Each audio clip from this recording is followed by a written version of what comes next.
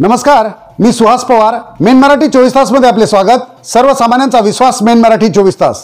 आमच्या main Marathi 24 तासला subscribe करा, like करून शेअर करा आणि बेल बटन दाबायला मात्र विसरू नका, कारण आमचे ताजे अपडेट्स आपल्यापर्यंत पोहोचत राहतील. कारंजा मानोरा विधानसभेसाठी अनेकांना लागले आमदारकीचे डोहाळे. राजकीय पक्षांची मोर्चे बांधणी, अपक्षांचा सोशल मीडियावर धुमाकूळ, तर कार्यकर्त्यांना आले सुगीचे दिवस. सविस्तर वृत्त.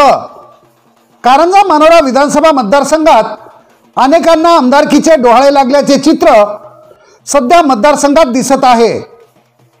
या मतदारसंघाला अनेक भावी आमदारांनी पहिली पसंती दाखवून तशी तयारीही सुरू केली आहे. यावरून 2024ची कारंजा मानोरा विधानसभा निवडणूक सरळ लढत न होता अनेक उमेदवार रिंगणात असतील. भरातभर म्हणजे शिवसेना आणि राष्ट्रवादीचे झालेले दोन गट.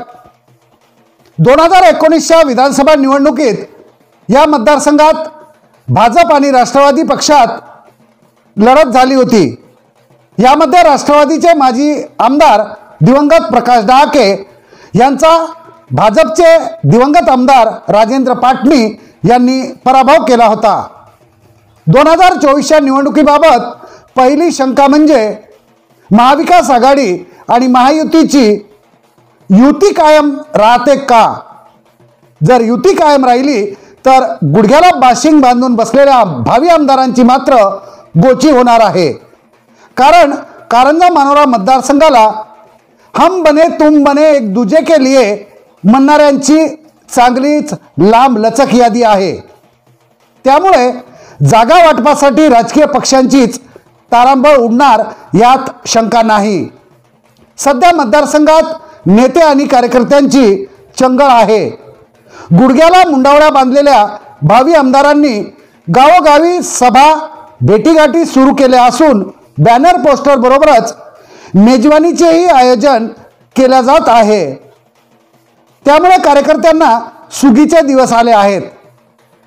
राष्ट्रवादी काँग्रेस शरद पवार गटाचे प्रदेश सरचिटणीस डॉक्टर श्याम जाधव नाईक यांनी मतदारसंघावर पकड मजबूत करत गावोगावी आरोग्य शिबिराच्या माध्यमातून प्रत्येक मतदारांशी प्रत्यक्ष संपर्क वाढवून जनसंपर्क दौरा काढून कारंजा मानोरा मतदारसंघावर दावेदारी पक्की केली आहे.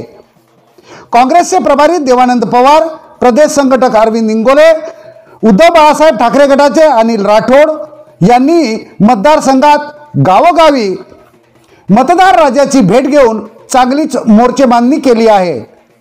जागोजागी सभा बैठका घेऊन मतदारांचे मतपरिवर्तन करणे सुरू आहे.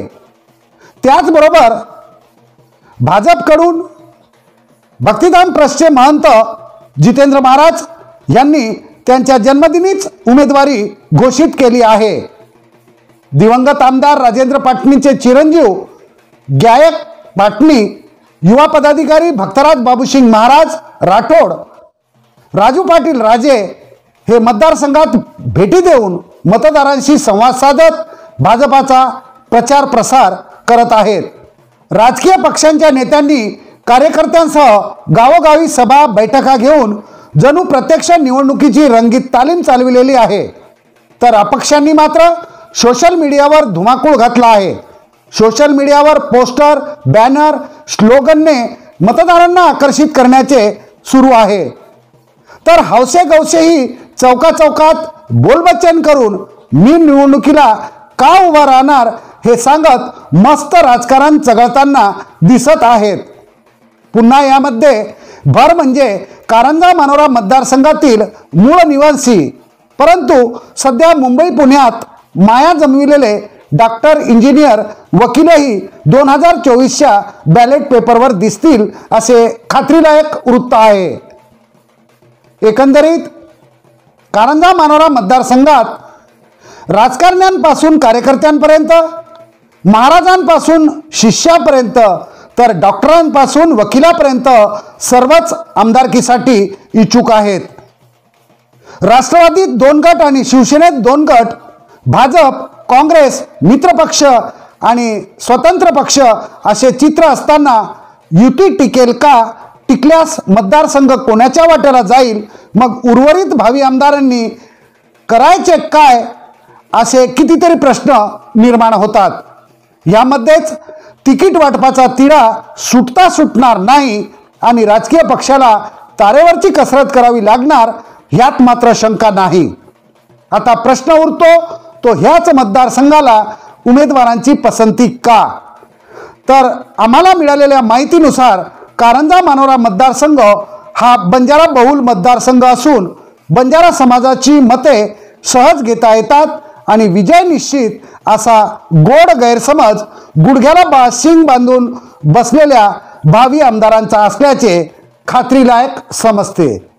बघूयात 2024ची कारंजा मानोरा विधानसभा निवडणुकीत चुरशीची लढत होते, एकेरी लढत होते की बहुरंगी लढत होते, याकडे आता सर्वांचेच लक्ष लागले आहे.